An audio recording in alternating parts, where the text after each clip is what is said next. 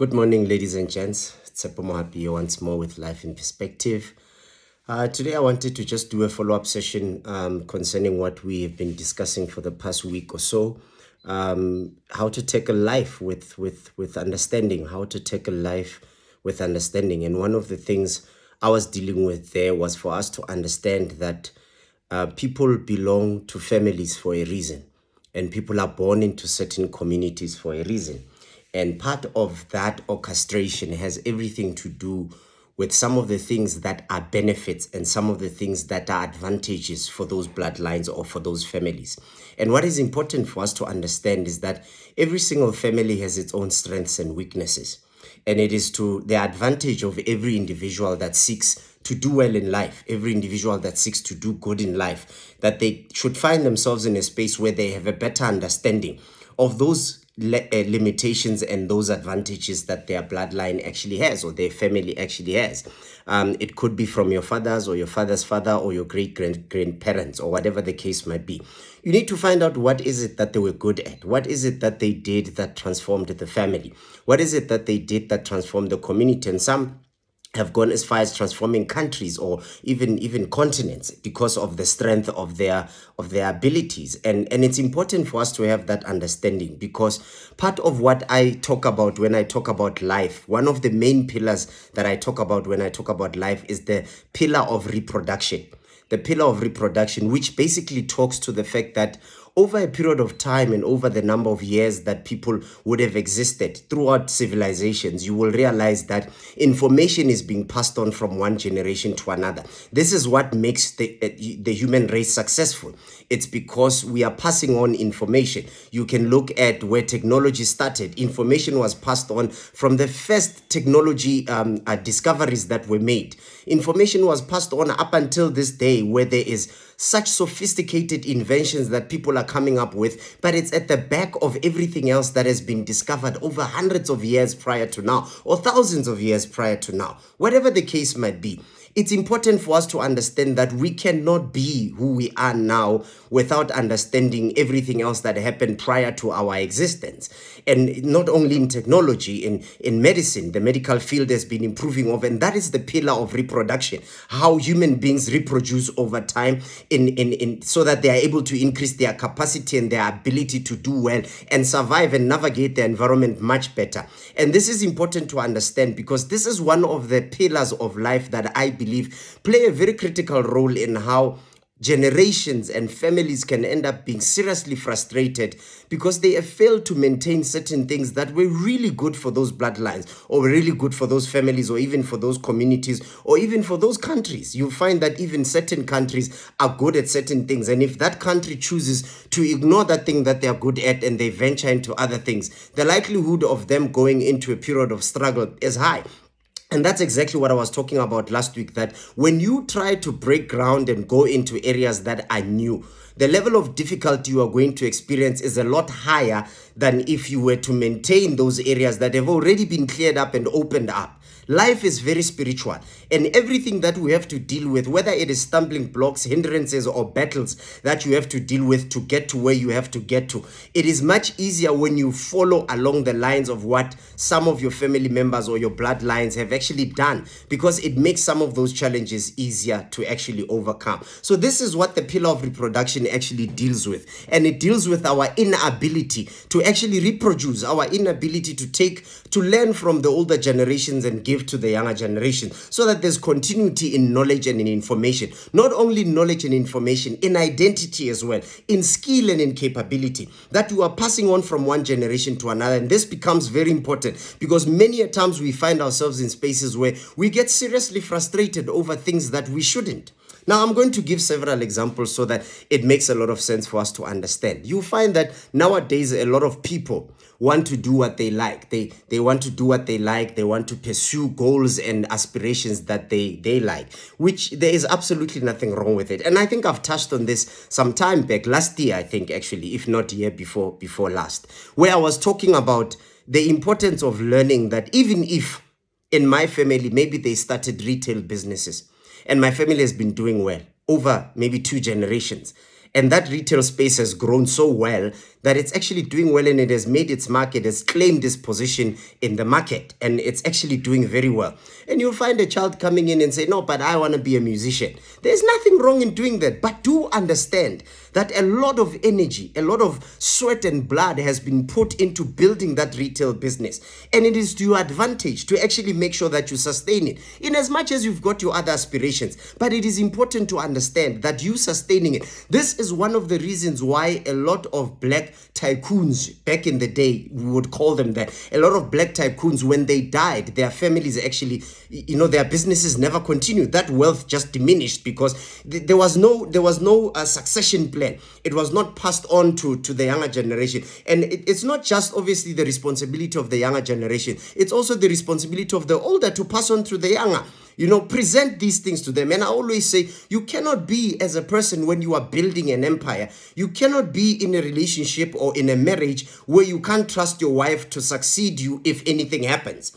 You can't be in a marriage where you are not even teaching your wife how your business runs, because if you end at any point in time, that business ends with you, because no one else knows what you've been doing. You have not passed on that knowledge to your wife. You have not, if you have children, you have passed on that knowledge to your children. And it's very, very important to understand that. Now, a lot of people, you will say, no, I'm not going to build something only to give it to a wife because the wife will marry someone else or whatever the case might be. But truth be told, is if you have already branded that thing and you have created it and it's as large as it is, you can link other family members. Such things can be put into a trust to protect them so that you are able to actually build them. The reason why I'm mentioning all of this is because if you look throughout history and look at some of the biggest and the largest corporates, most of them are family names.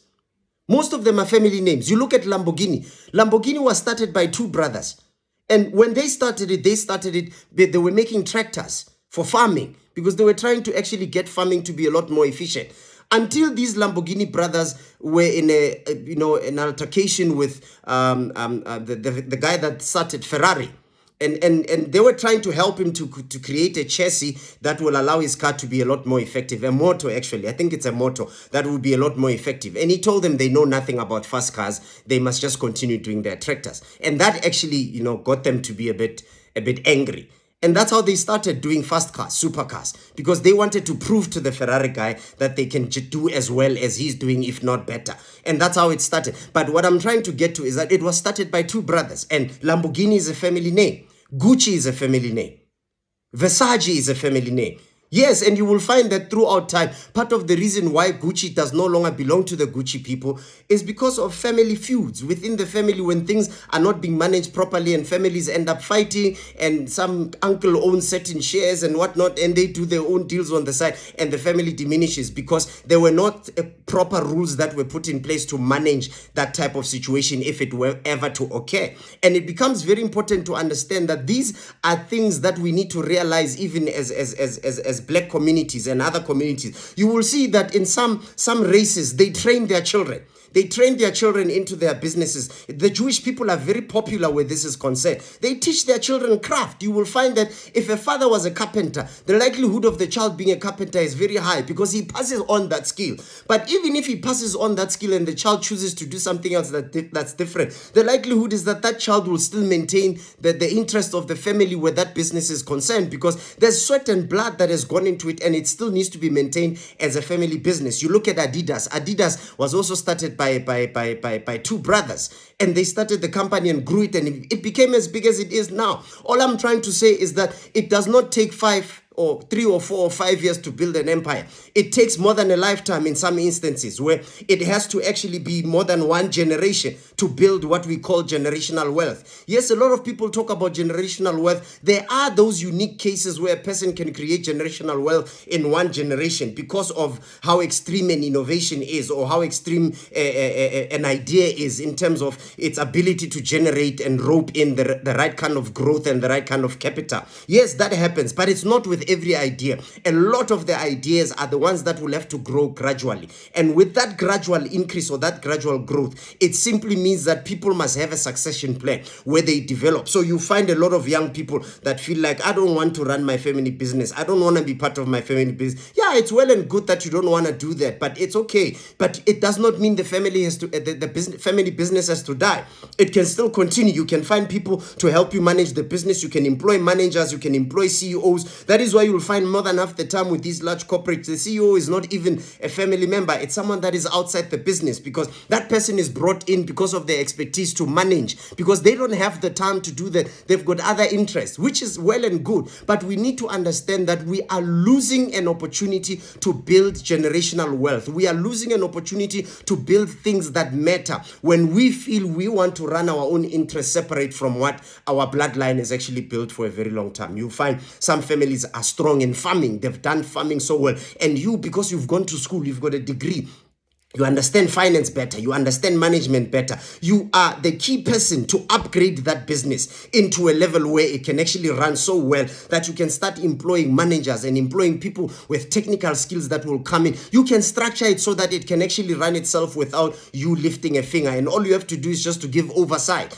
And these are some of the things we need to learn. When I talk about tackling life with understanding, these are some of the things we need to learn, and to say it does not mean if I do not like something, if it has been in my family for long enough, we don't have to lose it. We don't have to lose it. It can be maintained. It can be grown. So look at those things that your forefathers had, that they were skillful in doing. They were skillful in doing. You look at families and certain tribes and certain types of people that are good at certain things. Those kind of things, if they continue maintaining them, the likelihood is that that family actually does well. That family does well because it's a skill that is even embedded within their DNA, and they're able to do so much better. Now, what am I trying to say? What I'm trying to say is that many a times we ignore opportunities of maintaining generational wealth or growing the current businesses that are in our families to a level where they can become generational wealth because we feel we have other interests.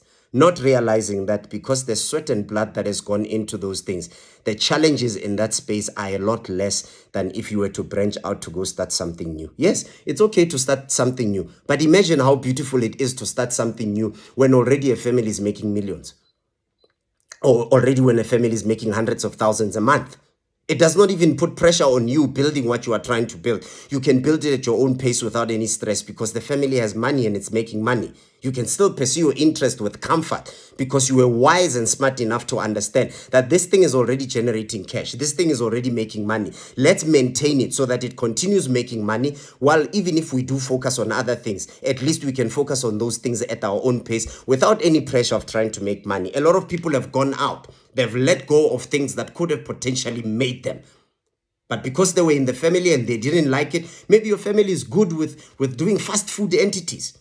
I remember in some years back, 30 to 40 years back, there were a lot of families that were good with fast food entities, with tuck shops and all these other things. And you find that if some of you had thought about that idea and pushed this tuck shop thing and franchised it and build it into a corporation where you call it Kasi Tuck Shop or whatever the case might be, and whoever wants to start a tuck shop comes into you, they sign up as a franchise. I mean, some of these children are that intelligent. They could actually, scale up the businesses to that level. But because they choose to do other things, they go and get into uncharted territories, and they experience fresh challenges, hard challenges, difficult challenges, and life does not become as easy as yes, I can understand for those people that are doing it because you are the only one that has started it. You are the first one to start it in your family. No one else in the family has ever done anything of that nature. That I can understand. But it does not mean you have to ignore where you come from as a family. You have to ignore where you come from as a tribe. Don't ignore those things. Go back and figure out what is it that your family did that they were good at, that you can learn from and take up those things. If it is a business, revamp that business. Bring it back to life. That is the grace that God has given to your family. He has allowed you a platform in that space for your family to do well. Never let go of such things. Even if you run for other things, I can tell you right now, a lot of families that let go of those opportunities, more than half the time, they end up struggling until they choose to go back into that type of business and revamp it. So it's important. And it is to our advantage to say, I might not want to do what my family is doing. It's well and good. But if it's already started and it's making money and it has been built, maintain it. And at your own pace, do what you want to do with yourself. But do not lose the opportunity of creating generational wealth simply because you feel you have interests. And you think your ideas are bigger than what's already running in the company. Yes, they might be. What's already running in the family. Yes, they might be. But ultimately, it boils down to this. If it's already making money, maintain it. Keep it going so that you can do other things at your own pace without any stress. It is very important for us to understand that creating generational wealth is not about starting things afresh. Sometimes creating generational wealth might mean maintaining the stuff that are already in the family. So this is what I wanted to share with you today. Go out there, begin to understand yourself better. Begin to understand your bloodline better. Begin to understand your forefathers much better. Begin to understand that lineage better and know their strengths and their weaknesses. Their strengths are meant to improve your life. Their strengths are meant to create platforms that you can capitalize and take advantage of. The weaknesses are meant to give you wisdom on what to avoid so that you don't fail as a person.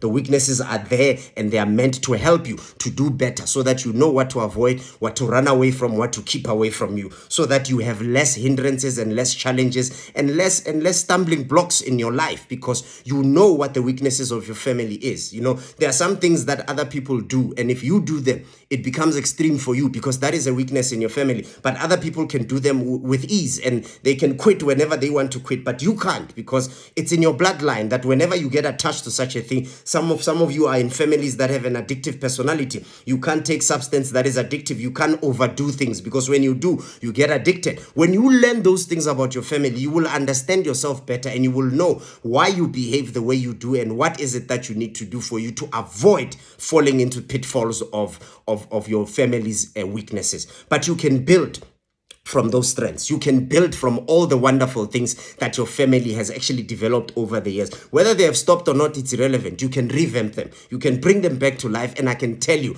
because someone else has already cleared the way, revamping those things is going to be a lot easier to do. Thank you so much for tuning in.